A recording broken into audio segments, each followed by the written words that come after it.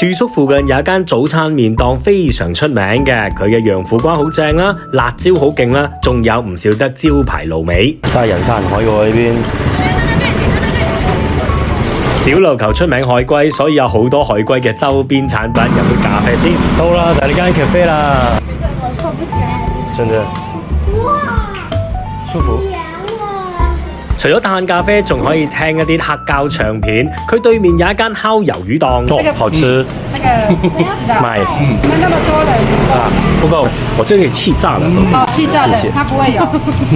店家烤魷魚真係好緊要好味啊！好啦，再食個甜品先。我們七位。奶茶布丁綿綿冰確實係好好味啊！仲有一個咧就係芒果冰沙都正。呢個時間我哋就飲完咗一輪啦，然後就要去呢個海灘嘅。咁但係個天色都幾昏暗下，冇搞笑。究竟可以玩到沙咧？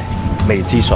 行去睇海嘅途中咧，當然買啲飲品啦，就係小琉球嘅特產啦。呢一款咧就係卡布敦蒸洋啤酒出發，帶住個小啤酒，然後咧而家係海灘區 ，Let's go to the zoo。好啦，而家終於嚟到海邊區啦，實在太好啦！呢邊咧就係講嘅秘密基地。去花平岩嘅途中咧，有位婆婆同我哋講呢一個秘密基地影相一流。有一間好大間嘅廟，代天宮，佢望住嘅就係個海啦。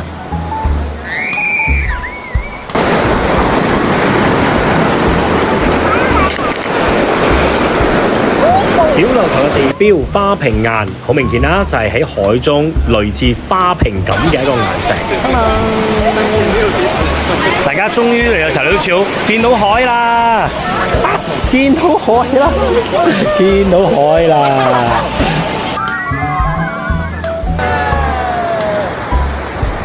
係啊，呢個係好笑啦！係落好大雨啊！係落好大雨啊！唔知點算好啊！途經七仔買啲小吃，其實杯麵有好多款，呢一款好想帶返屋企 hea 一下，又係食晚餐時間。出發食晚餐，食晚餐嘅時間有一個二個就係着晒雨衣啦，已經係 OK 出發。晚餐嘅路段咁呢邊咧都有啲小吃啦等等嘅，條街未旺起上嚟，因為畢竟仲好早5點啫。千辛萬苦，我係非常之擔心究竟有冇開，佢係有開㗎，太好啦！9重羊肉。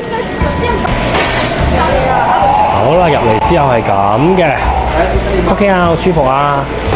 又自這時影城。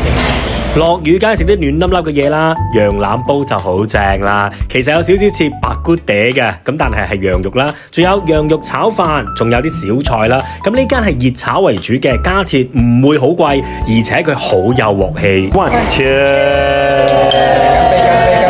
臨尾再加個餸，仲有將呢一個好緊要正嘅炸豬腸，我哋打包多一包翻屋企做宵夜。飲飽食醉，飲飽食醉。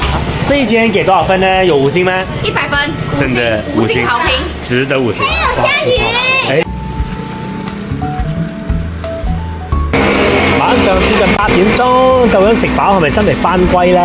我唔覺得係啊。爸爸進去，我們試一試。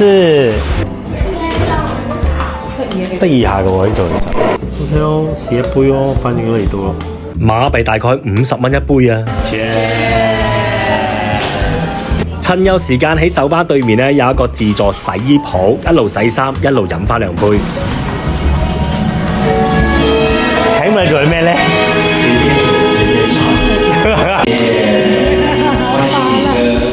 就太好笑啦！唱到一半嘅時候咧，我哋就會過對面去攞衫。個衫洗完咗，而家啱好學 very good。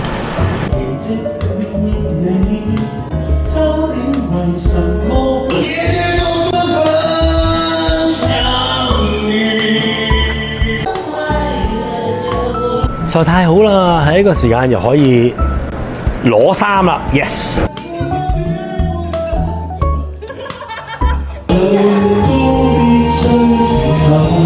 我哋喺呢個地方咧，大概都差成3粒鐘，最重要咧就係我哋洗埋衫啦，然後又可以唱下 K 啦，仲可以飲下嘢，相當之唔錯嘅。而家係時候 next station 正話間酒吧啦，最正嘅地方咧就係包場，兼且佢可以唱 K 添，抵翻咗。好啦，食啲嘢做宵夜，見到呢間鹽水雞，只開晚上嗎？對，只看我們只看。OK，明白。買咗個宵夜，好啦，咁而家翻去繼續 next round。無敵蝦，小時候差，飲飽食醉 ，Good night。